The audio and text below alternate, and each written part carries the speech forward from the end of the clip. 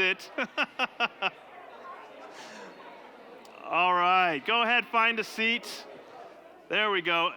You know what? One thing I love about this, I think you guys are enjoying this. I hear it from so many people. The time to connect has been valuable, that we actually get to know each other because it is about a community, about a family. And I love it. The thing I don't like is always telling you guys, okay, we got to stop talking. But don't worry, because after the service, we want to still create that space. Go get some coffee, go get some cookies, go get something. The reason that we have all that stuff set up is to make it easy to continue these conversations. So I don't know where you guys went with the conversation, but it looked like it was great. I wish I could have been in every single one of them. You know, when God talks about relationships, it's really interesting because he actually has something for every person at every stage. And I know for me, at one point, I didn't really understand that. And I think a lot of people, even with the church or outside of the church, we wonder, is there a better place that I should be? And a lot of times we can start to think, well, once I get to this place, then I'm going to be in a healthy spot. Or once I get there, once I have this in my relationship, then I can actually do what I've been made to do. And we start to live in that only if or only when lifestyle. God doesn't want us to live like that. He says, right now, there's something special. You know, there's a chapter in the Bible, it's in 1 Corinthians, and chapter 7, and it talks about people who are married, people who are widowed, people who are divorced, people who are engaged, people who are single. It talks about all sorts of different statuses. And you know what the summary of that chapter is? No matter what situation you're in, use it for God.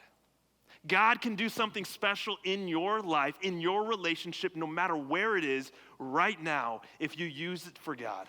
If you can devote yourself to God in that relationship, God can do amazing things. And like I said, sometimes we start to think, well, it's only when my marriage gets healthy that I can start doing something.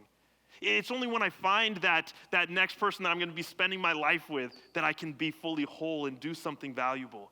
It's only when I can get put back together after this last relationship that I can do something and be part of something meaningful.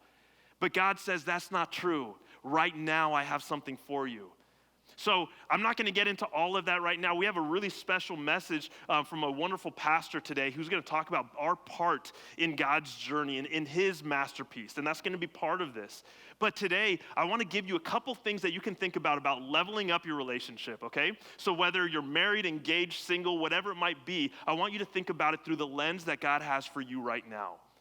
Now, the first thing that I would say, there's 3 things that you can do. I'm going to give you some simple things, and you can go ahead and take out your connection card because I'm going to give you resources that we will help you with on this, okay? Go ahead and take this out because as I say it, you may say, that's something that I want, and I'm going to give you a way that you can write it down. We'll connect you. We'll help you with this. The first thing is if you want to grow and be useful and effective in your relationship right now, whatever status that is, single, married, whatever, the first thing is be around godly people, people who care about you, who can give you great advice. Now, one of the ways that we can do it is just like what you did. As you talked with people around you, you hear stories, you get encouraged, inspired, you get built up when you're broken down. Get around people who actually care about you. When I got engaged to my wife, Chrissy, and even for 5-6 years after that, I remember every time we met somebody who was married more than 10 years, she would say, tell me the best thing you can do about a marriage. And for a while, I'm like, well, why do you keep on asking that question? Are we really messed up that much? but it was so good because we were getting so much good advice from people who have been there before. So whether it's just staying after a service, I want to encourage you guys to go just talk to somebody who's different. And it can be scary. You may not believe this, but I'm actually more of an introvert than an extrovert. And I know that there's some that are very introverted, but I can tell you that the people here, if you look around, everybody's here because we want to learn together.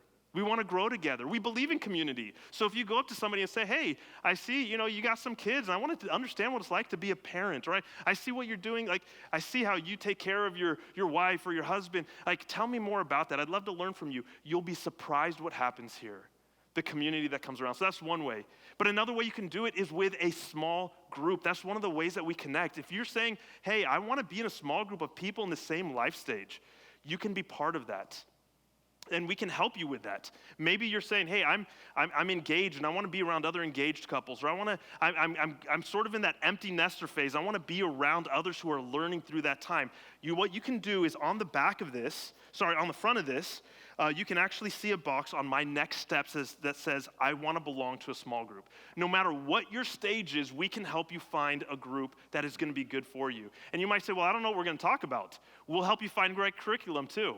We'll help you with that, all right? You don't need to know all those things. That's what we're here for, is to help you figure out what you can go through, what you can talk about, and even people to come around you. And you might be the one to start it. We'll help you start that up so that others can enjoy in that as well. So that's one thing, getting around the right people. The second thing that I've really seen valuable is doing something important with people that you care about. One person told me before I was married, I love the saying, he said, if you really want to find somebody that you're really going to be a good match with, get busy doing what matters and look around and see who's there.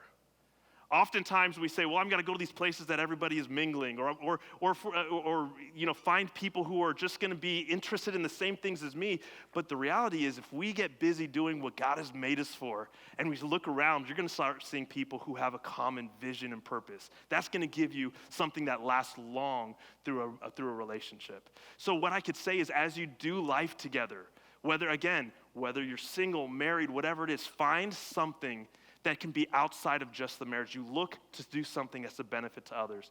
Guys, one of the ways that you can do it, it doesn't have to be here, but man, we have so many great teams right here, serving and leading music, or setting up with the tech, or working with kids. There's so many different things right here at our church that you can be part of incredible teams. But even outside of these teams, and by the way, if you're interested in any of the teams, today at 10:30 after the service, we have something called a volunteer tour. So you can just hang out right over here. We have a volunteer central area, and we'll show you some of the incredible team leaders and what's going on. That's another way that you can do something together, get connected, doing what God has made you for. You're going to help grow your relationship. And another way, I'll tell you more about it after, in a little while, or after the message, but we're doing something to serve our community coming up, a really special thing called Love Your Belinda. And it's going to be, I know it's part of our North OC movement that we are serving the cities and communities around us. We at Saddleback Brea have been asked to lead that.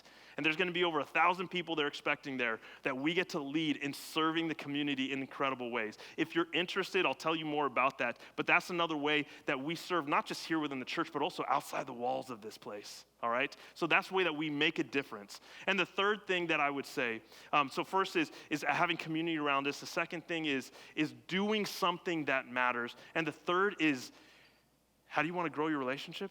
Be willing to ask for help.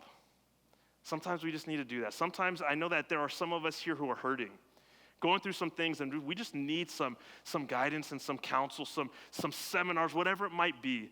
And if you're in a place that you're struggling, I think of my kids. If you have young kids, there's a phase that they go through. My son right now, Enoch, when he wants something, he'll just say, ah! And I'm trying to teach him, just ask.